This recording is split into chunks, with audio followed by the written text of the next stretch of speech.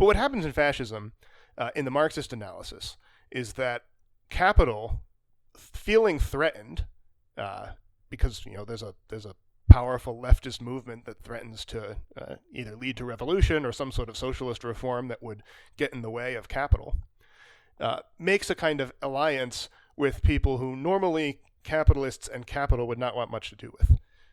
Street fighters, nationalists, racist ideologues, insane mystics who believe that they will recreate the power of the German Empire through, whatever the secret rites the SS got up to in their castle in the woods.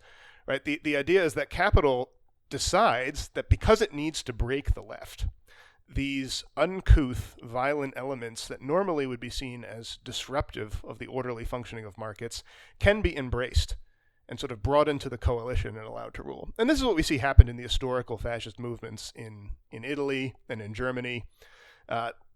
All the businessmen, basically, not all, but a majority of the businessmen, enough to move the state, decided that they were okay going with these ruffians and allying with them because they would defeat the socialists on their behalf. And so that's the basic outline from the Marxist perspective of what fascism is. It also unites all these movements that had very different ideas, right? If you look at what Mussolini was doing, if you look at what Hitler was doing, their ideologies, while neither of them I would say is to be praised, they were quite different. They had very different theoretical justifications for what they were doing. And so the advantage of this perspective that we've outlined is it lets you see what they have in common. It also describes... Go ahead. Oh, just to say, I think one of the interesting things that I'd add here is that this happens specifically because capitalism makes people miserable, right? Like, why would there be significant leftist movements in society if capital really made everyone in society, flourish and live happily, right? I mean, the reason that these movements come about is that everyone is brutalized. Some people decide they've had enough of it and they want to move past it. And so that's fundamentally like we need to have an understanding of fascism at the end of a cycle of increased uh, uh, oppression by capital Yeah, and that so we sort of reset the playing field. the fascists promise to capital that they will violently crush leftist opposition that arises out of that misery, and also that they will ideologically provide a scapegoat. Doesn't the nature of the scapegoat is less important, right? The Nazis blamed the Jews for everything that was wrong with Germany. In other fascist regimes, it can be a little more complicated who exactly is to blame. There's nothing essential about anti-Semitism to this mechanism, but some of that popular discontent can thereby be channeled into support for the fascist movement. But this historical context I think is worth going over, just to emphasize that what we have today, disagreeable in many ways though it may be, and evil in many ways though it may be, is not fascism. Right? There is not, unfortunately, there is not a powerful left that threatens capital's grip over society.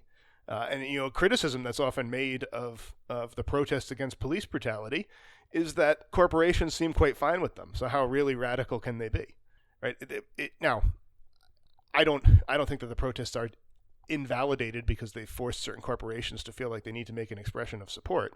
But it is certainly true that none of these protests are organized in a way that is going to bring down the power of capital over American society. That's not a condemnation, right? If they successfully cause for reform of the police and end to qualified immunity, various things that we can rehearse as good goals, that would be wonderful, right? It would make our society better. But they're not a sign of a powerful left that is going to end capitalism in America. Yeah. I mean, there's a lot said these days about how they're radical Marxists, etc. But when you look at what they're actually protesting for, there's some good things, but it's not a socialist program. Right. So I don't think we actually have fascism. No, and in fact, I think it's worth noting here that I've seen news that the chambers of commerce are lining up behind Biden. So if there really were this radical leftist threat, you wouldn't see all of these business people lining up behind the Democrat candidate to support. And the theory can be advanced that they're all acting against their interests because they're cowed by cultural Marxists, but it simply doesn't make sense. right? Not only are businessmen freely, it seems, and without coercion, endorsing sort of milquetoast liberalism in the form of Biden, but they're also there's nothing actually organized by the protests that threatens the way in which they make money. Right, and it's a further sign that, as much as we might want to play act certain sort of approaches toward fascism on the right, the time isn't opportune for it because you don't see the businessmen, you know, rushing to these people to, save them from this leftist scourge. So we have the great pleasure of being able to assure our readers from the sublime heights of Thomism and Marxism combined that fascism is not coming to America.